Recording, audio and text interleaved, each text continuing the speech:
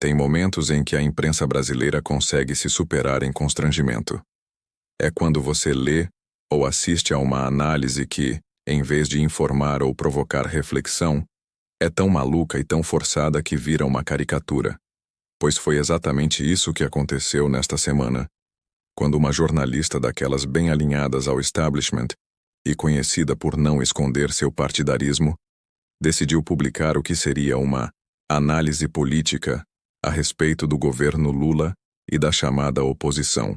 E o resultado? Um vexame público. Eu confesso, às vezes até dá pena. Porque a missão de defender o indefensável é uma das tarefas mais difíceis que existe. Você precisa distorcer tanto a realidade que, no final, acaba passando vergonha.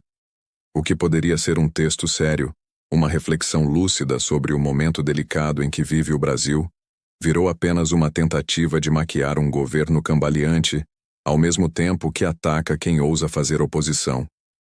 O centro da análise dela foi este: Lula estaria em recuperação. Isso mesmo. No país real onde a inflação aperta, a violência cresce e o desespero da população só aumenta, a narrativa construída foi a de que o presidente se reergueu. Só que, pasmem, esse suposto renascimento não se deu graças a ações ou conquistas do governo, mas única e exclusivamente pelos erros da oposição. O resumo é: Lula joga parado e a oposição marca contra si mesma. Pense comigo. Que tipo de lógica é essa? Como alguém consegue sustentar que o governo mais contestado das últimas décadas estaria melhorando simplesmente porque seus opositores erram? É quase um raciocínio mágico. Pior, é a confissão indireta de que o Planalto não tem nenhum mérito para apresentar. Então, para não dizer que está paralisado, a saída é dizer que os outros são piores. Só que aí vem a parte divertida, porque ao mesmo tempo em que essa narrativa é vendida, os números reais estão aí. Pesquisas recentes demonstram que a reprovação ao governo ultrapassa a aprovação. O Datafolha, que, aliás, dificilmente dá más notícias para petistas, mostra uma avaliação negativa maior que a positiva. Já outros institutos, como o Quest e Paraná Pesquisas, apontam que mais da metade da população desaprova o governo. Onde está essa recuperação, então? Só na cabeça de quem vive em redações totalmente descoladas da realidade. E não para por aí. Essa mesma jornalista teve a ousadia de minimizar a crise política e moral que o Supremo Tribunal Federal enfrenta depois do julgamento polêmico do ex-presidente Bolsonaro. Uma corte que deveria se ater à Constituição decidiu inovar, abraçando conceitos bizarros como pensamento digitalizado como justificativa para condenar alguém. Nos autos, o que se viu foram conversas de WhatsApp interpretadas como provas de intenção criminosa.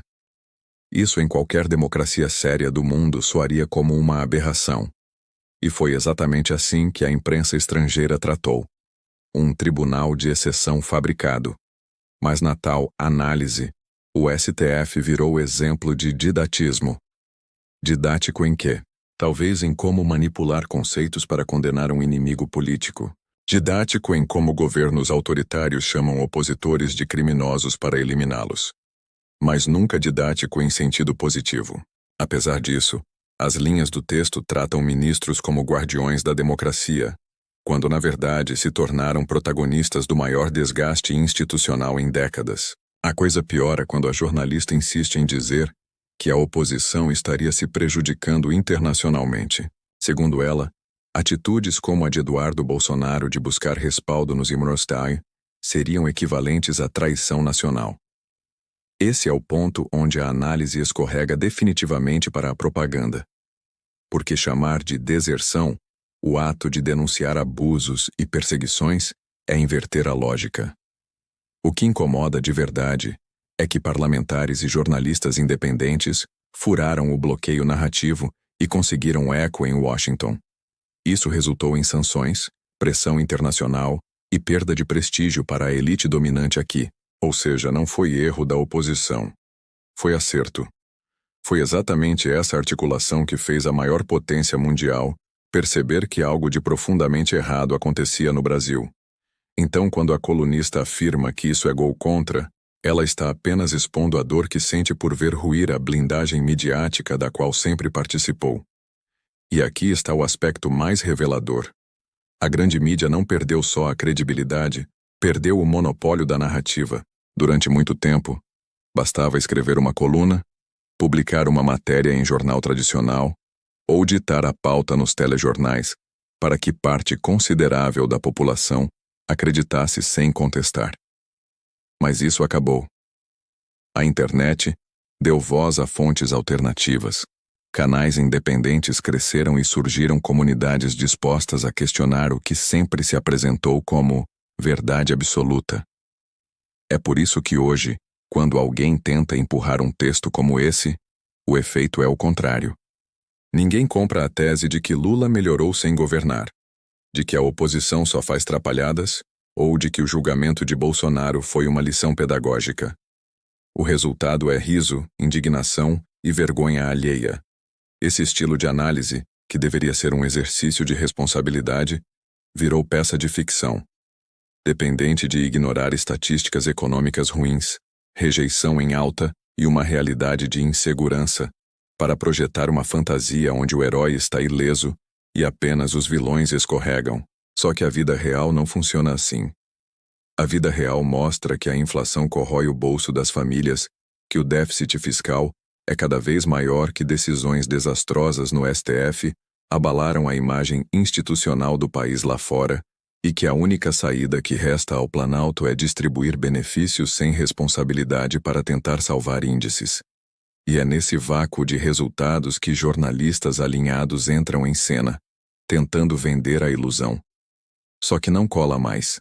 O brasileiro aprendeu a comparar. Quando percebem que a Argentina, por exemplo, tem um presidente ajustando contas, enxugando gastos e já mostrando sinais de melhora enquanto aqui o governo dobra a aposta no populismo fiscal, entender a diferença é inevitável. Foi por isso que a jornalista precisou escrever seu conto. Porque se for olhar para a realidade, não há como Lula estar em recuperação. Deixa eu te perguntar. Você acreditou no que leu nesses jornais? Você acha que chamar isso de análise política não ofende a inteligência? Escreve sua resposta aqui nos comentários porque esse debate é fundamental. E se esse vídeo abriu sua visão sobre o abismo entre narrativa e realidade, não esquece. Dá o like agora. Isso ajuda a mensagem a chegar mais longe e mostra que não estamos isolados. A conclusão inevitável é que parte da imprensa brasileira virou assessoria de comunicação informal do governo. Não há mais pudor em escrever colunas que funcionam como memes políticos. Só que, diferentemente do que imaginam, hoje tudo vira matéria-prima para a resistência. Em vez de convencer, reforçam a percepção de decadência do jornalismo tradicional. E reforçam também a sensação de que o governo Lula não anda, só tenta sobreviver. O brasileiro sabe muito bem quem tenta melhorar o país e quem tenta manipular narrativas. Jogar parado, como a colunista descreveu, é apenas desistir de governar. E acreditar que os adversários se destroem sozinhos é ingenuidade mascarada de análise. Em um país com inflação, violência e descrédito institucional, não existe milagre de popularidade. É por isso que, ao contrário do que ela escreveu, o governo não está em recuperação, está acuado. E por mais que jornalistas tentem defender, a verdade sempre encontra saída. É assim na política, é assim no jornalismo, é assim na vida. E você, acredita que ainda há quem confie nas análises da velha mídia? Ou na sua visão, esse tempo já passou e hoje o Brasil tem consciência crítica para rir, desmascarar e seguir em frente? Coloca aqui embaixo a sua opinião.